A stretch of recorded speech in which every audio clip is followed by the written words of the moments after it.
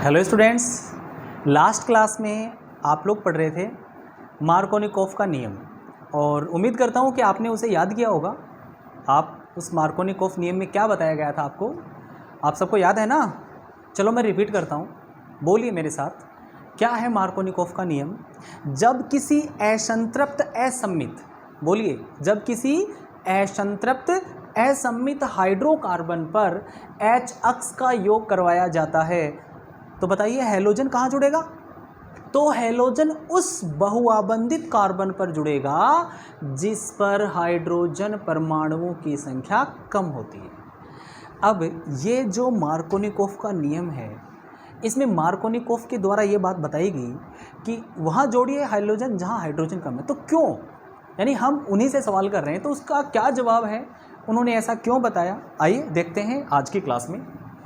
तो आपको जो मैंने एग्जाम्पल दिया था वो था ये वाला, एल्कीन से आरएक्स बनाना चाह रहे थे तो प्लस एच अक्स, ओके। अक्स की जगह फ्लोरीन, क्लोरीन, ब्रोमीन, आयोडीन कोई सा ले लो आप। तो हैलोजन कहाँ जोड़ोगे? जहाँ हाइड्रोजन कम है, यानी यहाँ। और ये वाला पाई बॉन्ड तोड़ोगे। अरे तोड़ोगे तभी तो जोड़ोगे, पहले तोड़ो फिर जोड़ो। कहीं ऐसे नहीं सर मैं ऐसा कैसे ही रख लेता हूँ और फिर ऐसे जोड़ देता हूँ, क्यों? अपना ही राज है क्या? अरे कार्बन की वैलेंसी तो 4 ही होती है ना, 4 से ज़्यादा होती है क्या? 5 कर दोगे क्या? ना ना।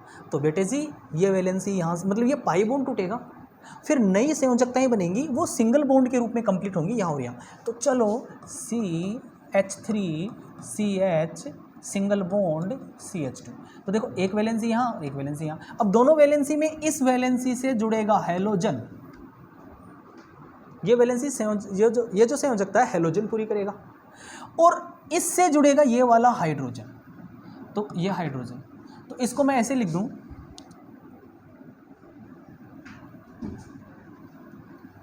CH2 की जगह CH3।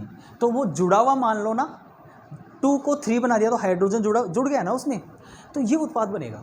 हैलोजन वहाँ जुड़ेगा जहाँ हाइड्रोजन कम है। देखो इस पर एक हाइड्रोजन है और इस पर एक हाइड्रोजन है और इस पर 2 हाइड्रोजन थे, तो एक वाले पर हैलोजन हमने जोड़ दिया।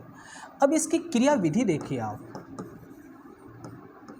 इस क्रिया विधि से आपको ये पता चलेगा कि आखिर मार्कोनिकोफ ने ऐसा क्यों कहा कि हैलोजन वहाँ जुड़ेगा जहाँ हाइड्रोजन कम है।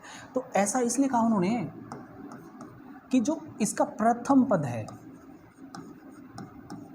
क्रिया का, उस प्रथम पद में आप ये देखेंगे कि CH3 पहले HX, इसका विषमांश विदलन होता है बेटा। क्या होता है? विषमांश विदलन। और विषमांश विदलन से हैलोजन की विद्युत ऋणता ज़्यादा है, इस वजह से ये किस रूप में हटेगा यहाँ से? H+ और अक्ष माइनस।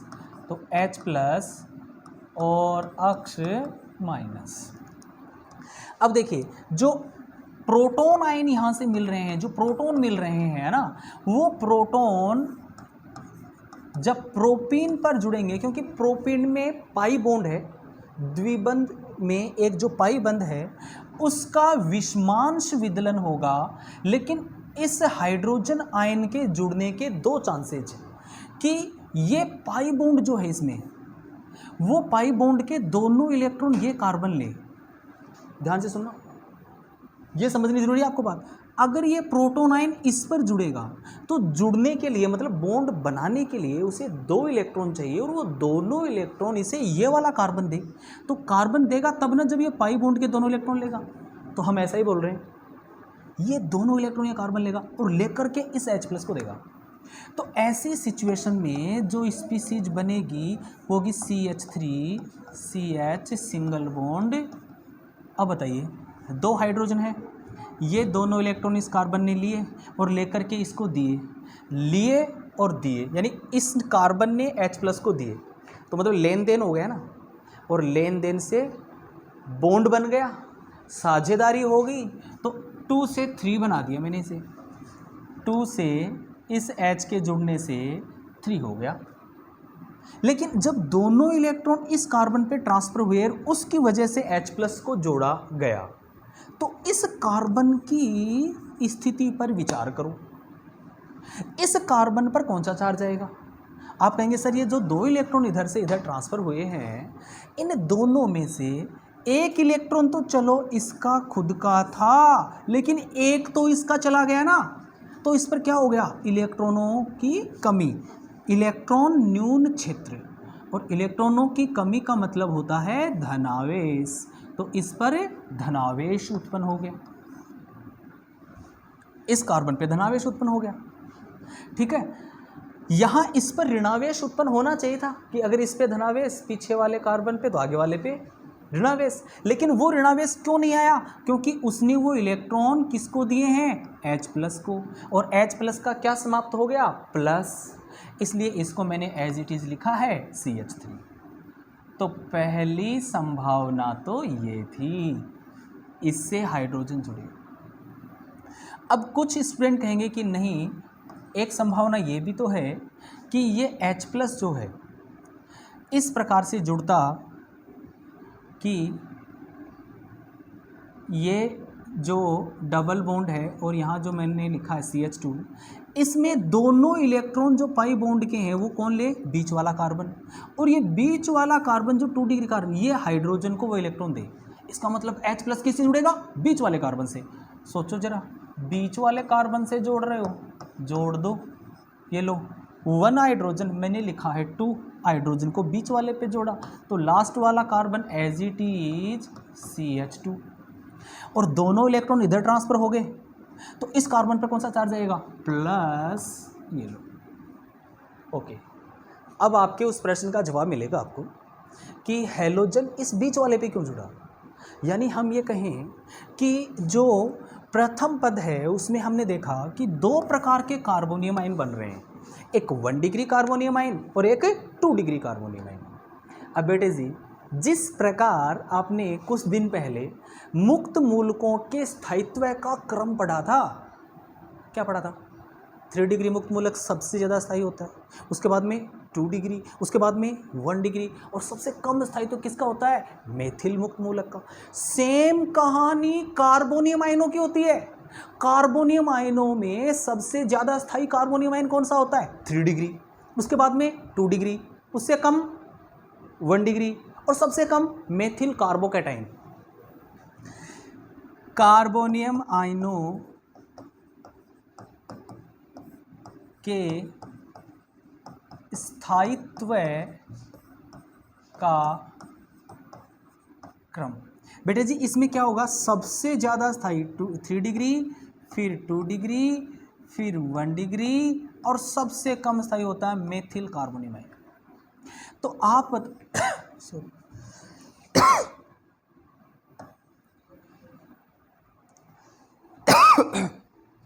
इन दोनों में सबसे ज़्यादा स्थायी कार्बोनियम आयन कौन सा है, 2 डिग्री, और ये 1 डिग्री। जिस कार्बन पे पॉजिटिव आया है वो कितना डिग्री कार्बन है, द्वितीय कार्बन है, 2 डिग्री है, और यहाँ 1 डिग्री कार्बन पे पॉजिटिव आया है, इसलिए 1 डिग्री और 2 डिग्री में स्थायित्व की बात करें तो दोनों में ज़्यादा स्थायी कौन सा है, 2 डिग्री, और जो ज़्यादा स्थायी होता है वही ज़्यादा बनता है। क्रिया में वो स्पीसीज, वो मध्यवर्ती स्पीसीज अधिक मात्रा में बनती है। ऑलवेज रिमेंबर इट, कभी मत भूलना बेटा कि क्रिया में जो मध्यवर्ती स्पीसीज होती हैं उनमें जिस मध्यवर्ती स्पीसीज का स्थायित्व जितना ज़्यादा होगा वो उतनी ज़्यादा मात्रा में बनेगी। तो मैं आपसे कहूँ कि जब ये क्रिया हो रही थी तो 1 डिग्री और 2 डिग्री कार्बोनियम आयन बनने के चांसेज थे। क्यों? क्योंकि HX का जो H+ है वो इस कार्बन पर भी अटैक कर सकता है, इस कार्बन पे भी अटैक कर सकता है, इस पर अटैक करेगा या इस पर ऐड करेगा, जुड़ेगा, तो फिर 2 डिग्री कार्बोनियम आयन बनेगा। लेकिन अगर बीच वाले पे हाइड्रोजन जुड़ गया तो 1 डिग्री कार्बोनियम आयन बनेगा। तो अब दोनों के बनने के चांसेज हैं, तो बताओ ज़्यादा बनने के चांसेज किसके हैं, 2 डिग्री कार्बोनियम आयन के, क्योंकि उसका स्थायित्व क्या है, ज़्यादा है। इसका मतलब ये हुआ कि बच्चों ये 2 जो आपने बनाए हैं 1 डिग्री नीचे वाला और 2 डिग्री ऊपर वाला, इन दोनों में से ये वाला कार्बोनियम आयन ज़्यादा बनेगा। लगभग 80%, लगभग 20% मात्रा में ये बनेगा। तो अब ये ज़्यादा बनेगा तो जो अगला पद होगा CH3 CH प्लस CH3, देखो ये लिखा सेम मैंने यहाँ जो है ना, ये ऊपर वाला ये CH3 CH अब इसके ऊपर जो H प्लस जुड़ने के बाद बची हुई स्पीसीज कौन सी है, अक्स माइनस, वो अक्स माइनस जुड़ेगी तो क्या बन जाएगा बेटा, अक्स माइनस कहाँ जुड़ेगा, जहाँ प्लस होगा, क्योंकि प्लस को चाहिए माइनस और माइनस वाले को चाहिए प्लस, और जब ये यहाँ पे जुड़ेगा तो उत्पाद कौन सा बनेगा, CH3 CH अक्स और यहाँ पर CH3। ओके बच्चों, सर क्या हो गया है, ये क्या पढ़ाया आपने, मैंने क्या पढ़ाया बेटा, मार्कोनिकोफ के नियम से जो हैलोजन यहाँ 2 डिग्री कार्बन पे जुड़ रहा था उसका कारण उसकी क्रिया विधि से समझाने की कोशिश की कि मार्कोनिकोफ ने ऐसा क्यों कहा, हैलोजन वहाँ जुड़ेगा जहाँ हाइड्रोजन कम होता है, ऐसा क्यों बोला, देखो ना कि हैलोजन इस कार्बन पे जुड़ने से, देखो इस कार्बन पे इस पे हाइड्रोजन कम है तो ये 2 डिग्री है, और 2 डिग्री और 1 डिग्री में 2 डिग्री ज़्यादा स्थायी होता है। अब कहीं है सर ज़्यादा स्थायी तो 3 डिग्री होता तो आपको 3 डिग्री पर जोड़ना चाहिए था, तो मेरे पागल बच्चों इसमें 3 डिग्री तो कोई सा है ही नहीं, इन तीनों में कोई 3 डिग्री है ही नहीं, तो जो हैं उनकी बात करेंगे ना, हैं कौन से, या तो 2 डिग्री या फिर 1 डिग्री, तो 2 और 1 में आप तुलना करो ज़्यादा स्थायी कौन है। अगर यहाँ 3 डिग्री भी बनने का चांसेस होता तो फिर 3 डिग्री कार्बोनियम आयन से ही हैलोजन जुड़ता, नो डाउट, तो 3 डिग्री कार्बोनियम आयन से। तो यहाँ हमने जो मार्कोनिकोफ रूल पढ़ा है उसकी क्रिया विधि से हमने ये समझा कि आखिर मार्कोनिकोफ ने ये ऐसा क्यों बोला कि हैलोजन वहाँ जुड़ेगा जहाँ हाइड्रोजन कम होता है, ठीक है।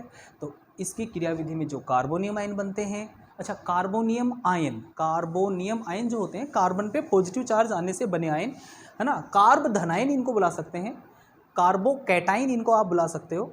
तो देखिए ऐसा ही एक प्रश्न मैं आपको फिर देता हूँ और आप इसे करने की कोशिश कीजिए। CH3 डबल बॉन्ड CH2 और ये लो यहाँ मैंने लिखा है HCl, और मैं चाहता हूँ आप इसका आंसर दें, सोचें। तो आप मार्कोनिकोफ रूल की बात करो तो बताओ मार्कोनिकोफ रूल क्या है, किसी असंतृप्त असममित हाइड्रोकार्बन पर HX का योग किया जाए तो हैलोजन उस कार्बन पर जुड़ेगा, बहुआबंधित उस कार्बन पर जुड़ेगा जिस पर हाइड्रोजन परमाणुओं की संख्या कम होती है। तो आप देखो ना इस कार्बन पर कितने हाइड्रोजन है, इस कार्बन पर कितने हैं, इस पर कितने, इस पर कितने, या फिर सारों को देखने के बजाय जिनमें डबल बॉन्ड है उन 2 कार्बनों को देखो ना, क्योंकि जुड़ने की बात तो उन 2 पे ही हो सकती है।